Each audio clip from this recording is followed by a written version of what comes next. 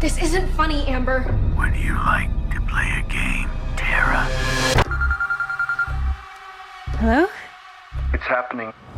3 attacks so far. Do you have a gun? I'm Sydney Prescott. Of course I have a gun. Whatever his link is to our past, it's pulled us all back here. And I won't sleep until he's in the ground.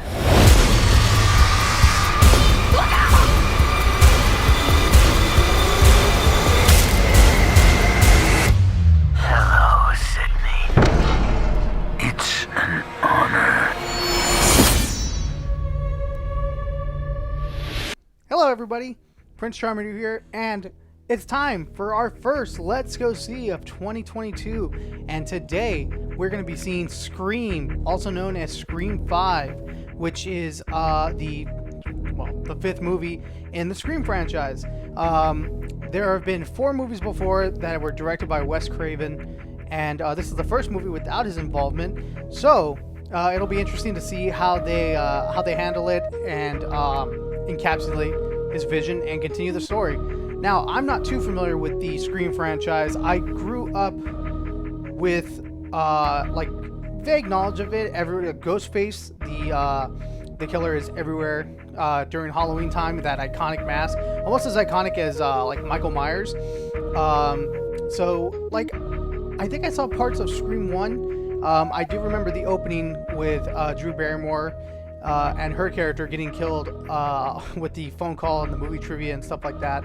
So I haven't actually seen any of the movies all the way through though, which is a real shame. I really wanted to get that done before I started seeing this Scream 5, but what can you do? I did watch Dead Meat's kill counts on it though to get like a vague idea of the story, and I know IGN also posted a complete series timeline on their channel, so that might have been something that would have been worth watching. I think it was like about 16 minutes or so.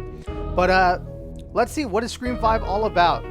So here's a brief synopsis of what Scream is going to be about. 25 years after a streak of brutal murders shocked the quiet town of Woodsboro, a new killer has donned the Ghostface mask and begins targeting a group of teenagers to resurrect secrets from the town's deadly past.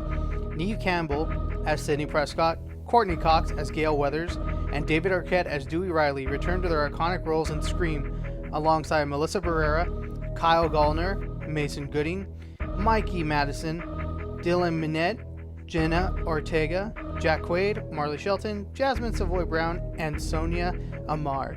Like I said, those are the main 3. Neve Campbell, Courtney Cox, and David Arquette. They've been with the franchise from the start, so it'll be nice to see them. This is like nostalgia done right. Like a lot of movies are now like, hey, these movies are like 15 to 20 years old. A lot of people grew up with them and they have fond memories. So if we're gonna continue the story, we're not gonna retcon. We're gonna like pay homage.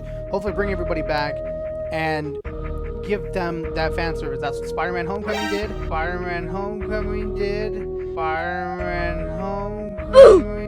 That's what Jurassic World Dominion is going to do. That is what Ghostbusters Afterlife did. So Star Wars did it to an extent, but not as well as some of those other movies. So we'll see how this goes. So I know that it's funny because Scream isn't like other slasher movies like Halloween, Friday the 13th, Nightmare on Elm Street, in a sense that the killer is always a different person. So, the first movie, it was 2 kids from Sydney's school who were trying to get revenge for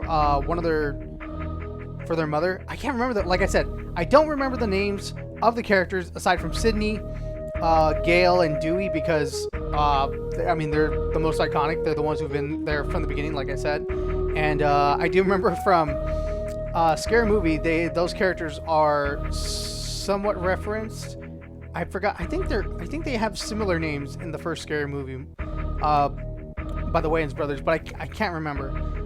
So I'm hoping that my lack of knowledge doesn't impact my enjoyment of the movie.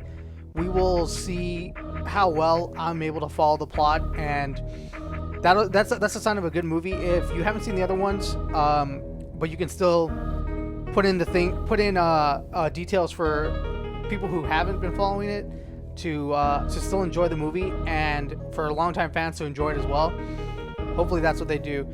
I do know that Grace Randolph, she's a movie journalist and scooper who I watch because she has a lot of great info, not just about Marvel movies, but like movies in general. So she's worth a watch. But she said that if to fully enjoy it, I think you need to really like make sure that you've watched Scream 1 and the most recent one, which was Scream 4, which was kind of like a reboot continuation because like I said, Sydney, the three main characters are all back for that one. And there was some, I don't know if there was specific callbacks to Scream 1 in that one as well. It's kind of weird. It's like the whole Jurassic World, Jurassic Park situation where it's like they kind of ignored 2 and 3 in Jurassic World. They just focused on like Jurassic Park 1. But now they've gone back to, they're going to go back and reference The Lost World in Jurassic Park 3. But I'm getting ahead of myself. Hopefully that'll be worth seeing. And Scream has always been, it's like a meta movie. They're very self-aware about horror movies, and that's what made the first Scream stand out. It was a critique of generic slasher movies. You know, there was rules, like you can't have sex, don't say I'll be back when you're going alone. And it was things like that. They were just like picking on tropes in the horror franchises, and as the movies went along, they got more meta about the Scream franchise in general. I don't know if they've ever referenced the Scream TV series, which I think is a completely separate continuity. I don't believe they acknowledge Sidney Prescott's story, because that's what this movie's all about. The franchise is all about mainly. It's Sidney Prescott is the center of each of those movies. So we'll see how they continue her story, because it looks like there's like the synopsis said, there's a new Ghostface killer. They're trying to get everybody back to the town of Woodsboro to uncover the dark secrets, whatever that may be, which is more than likely just probably going to be retcons from like probably Scream 2 and 3. I think it'll be good. I've heard a lot of good things. I've tried to stay away from reviews and spoilers as well. The big selling point of this movie is that if you look at the poster, it says the killer is on the poster. And obviously the killer is on the poster because you see the Ghostface mask like up at the top. I'm going to make a prediction, and I'm going to say, I want to say Sydney, because like that would be like a big twist, because like she's always been the victim. She's tired of maybe she's tired of like dealing with everybody's shit, and she's like, you know what, I'm going to tie up any loose ends from this and make sure that it never happens again by being the ultimate killer. But I don't know. I honestly don't know who it could be. I don't think it'll be any of the it's got to be one of the new characters. That's the only thing I can think of. But we'll see. I'm looking forward to it. I'm actually recording in my room before going to see the movie, because I'll be going alone on this one. Coronavirus is running pretty rampant nowadays. Got a huge surge, so as much as I probably should stay home, I'm taking the proper precautions. I'm going to make sure that I'm going early, so that way I don't have a lot of people. I'm going to be wearing my N95. I normally like to get like a popcorn and a soda and drink during the movie, but today I am just I'm putting my mask on as soon as I leave the car, or probably as soon as I get ready to leave the car from the parking lot, and that mask is not coming off until I get back inside the car. So let's see what Scream has to offer, and I'll be back to you guys once I'm done seeing the movie. See you then.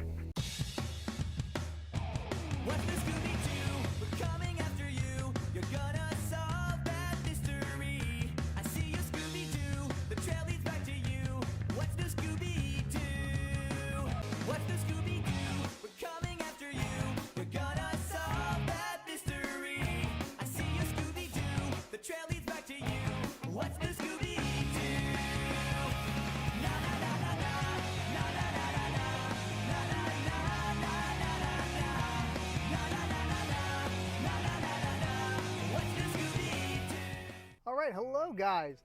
So, I am out from Scream. First impressions. Holy shit, that was really fucking good. I really enjoyed it. It has a really good pace. What is there to say about it? I love it. The characters are great because it's called Scream for a reason. They didn't call it Scream 5 anywhere on it, but it is the 5th Scream, and there's a reason for that. And it's gonna be really hard to not talk about the movie without spoiling it, because there's like so many Easter eggs and tropes, and just like so much meta commentary on horror movies, on sequels, on Hollywood, on fandoms, which it's just like every time they brought up something that was like meta or I don't know, it was just, well, I'm gonna turn. Can I turn this one on? It's the only downside about recording in the car. It's really hard to see, even with all my lights on. It's pretty bad. But yeah. So it's like every time they took a jab at either the Scream movies or just movie making in general. It was like, holy shit. It's great to see them so self-aware, but in a good way. The comedy was pretty good. The kills were brutal. Now, I know in Scream, in the Scream movie universe, there's a movie franchise called Stab, because Ghostface normally stabs his victims with a giant ass hunting knife, and that's like he either stabs, throat slit, gut, like evisceration, like disembowelment. That's the main thing with Ghostface. Michael Myers has his butcher knife, Freddy Krueger finger knives, Jason machete, Ghostface hunting knife, stabbing, deep wounds, and there were some surprisingly good kills in this movie. Two were just like, oh shit. They normally don't use a very like the heroic characters always use a certain type of weapon, and like they actually it's used to by the killer, maybe I think like once or twice. So it was like, oh shit, that's different. It wasn't a stabbing. But yeah, it was really, really good. Paid great homage to the original, the legacy characters, the legacy characters. Neve Campbell as Sydney. She didn't steal the show. Like her presence didn't overpower or overshadow anyone else's. This is clearly her story. She's tied to it, but it's not exactly her movie. See, my arm is getting tired from holding my phone. I really need to get a selfie stick or something to hold up my phone when I do these videos, because dang, after a couple of minutes, it gets heavy. But Courtney Cox as Gail Weathers and David Arquette as Dewey, Deputy Dewey, well, Sheriff Dewey. He was all three of them. They like just fell back into their roles. It's like they didn't miss a beat. It was really, really nice to see them.